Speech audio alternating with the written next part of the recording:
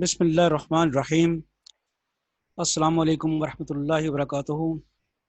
Viewers, vector spaces के lecture 4 में हमारे टॉपिक्स तो ऑलमोस्ट वही हैं जो हमने प्रीवियस लेक्चर्स में डिस्कस किए हैं।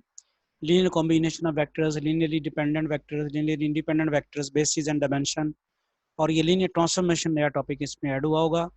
और हम आज इस लेक्चर में जो यूनिवर्सिटी के इम्पोर्टेंट MCQs है वो ज़रा डिस्कस करेंगे, जो फ्रीक्वेंटली यूनिवर्सिटी में प्रीवियस ईयर में पूछे गए हैं BS में। The empty set phi of a vector space V of F। V of F से मुराद होता है कि V वेक्टर स्पेस और फील्ड F, यानी आप वेक्टर स्पेस जिस फील्ड को डिफाइन कर रहे हैं वो आप साथ लिखी हुई है। Is always taken as linearly independent आएगा इसका। अब उसके आगे रीजन ये है कि the empty subset of a vector space is linearly independent. There is no non trivial linear combination. Non trivial linear combination कौन सा होता है कि आपका वेक्टर्स का लीनियर कॉम्बिनेशन जीरो हो जाए और स्केलर हैं उनमें से कोई एक का स्केलर नॉन जीरो हो, तो एम्प्टी सेट में वेक्टर्स तो होंगे ही नहीं, तो लीनियर कॉम्बिनेशन जो है वो नॉन जीरो स्केलर से होगा ही नहीं जीरो। तो लिहाजा इसको फिर हम क्या कहेंगे, लीनियरली इंडिपेंडेंट है। एम्प्टी सेट जो है that is taken to be linearly independent set. Let U, और ये पेपर में आया हुआ है मैथमेटिक्स A3 में, BS मैथ स्टैट केमिस्ट्री को 2015 और 17 में। तो ये कोर्स कंटेंट्स तो आपके वही हैं जो BSc के हैं, तो इसलिए ये पेपर इस तरह के MCQs जो हैं वो आपको आ सकते हैं, ये भी आ सकता है। लेट U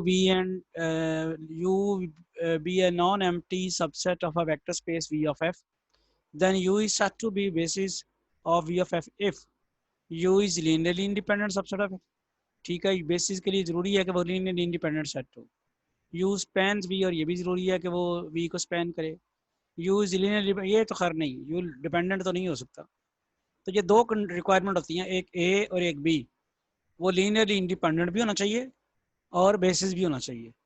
तो U क्या उसको क्या कहलाएगा, इस सेट टू बी बेसिस, वो बेसिस कहलाएगा अगर वो उसको स्पैन करता है और लीनियर इंडिपेंडेंट है। रिपीट करता हूँ कि वेक्टर स्पेस को जो स्पैन करे या वेक्टर स्पेस के हर वेक्टर को जो जनरेट करे, या जिसके वेक्टर्स के लीनियर कॉम्बिनेशन से वेक्टर स्पेस का हर वेक्टर जनरेट हो जाए, और वो जो वेक्टर्स जो हैं वो लीनियर इंडिपेंडेंट भी हों, ऐसे सेट को हम क्या कहते हैं, वो बेसिस है। इसलिए फिर A और B दोनों ही ऑप्शन दुरुस्त होंगी। The number m of vectors in the basis of a vector space V is called the dimension of V। Number m, तो नंबर m जो है वो dimension of V ही कहलाता है। Which of the following set is a vector space? Set of real numbers he vector space है। Natural numbers और whole numbers का और इंटीजर का सेट जो है ये बजाते खुद वेक्टर स्पेसेस नहीं है। रियल नंबर का सेट जो है ये वेक्टर स्पेस है।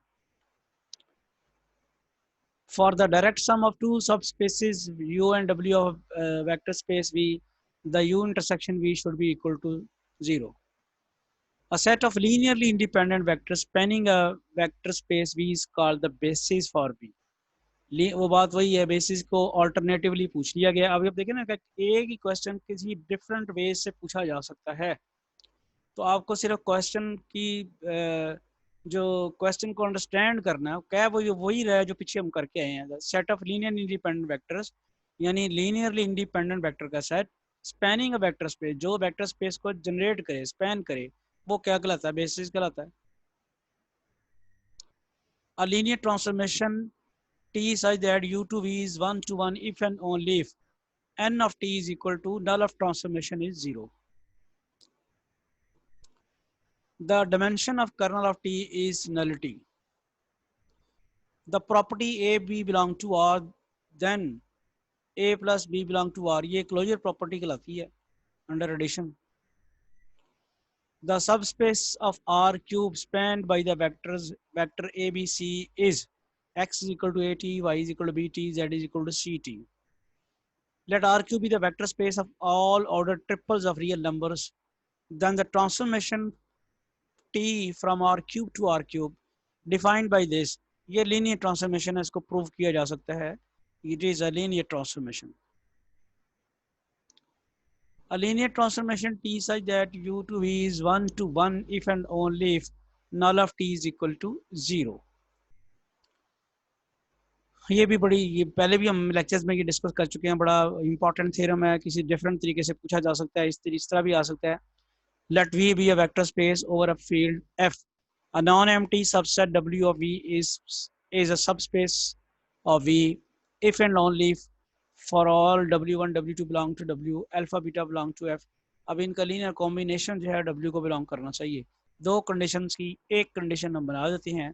अल्फा W1 यानी W के कोई भी दो एलिमेंट्स दिए जाएं W1 W2, तो कोई स्केलर हमें मिल जाना चाहिए F के जो ये कंडीशन सेटिस्फाई करें कि alpha W1 plus beta W2 belong to W.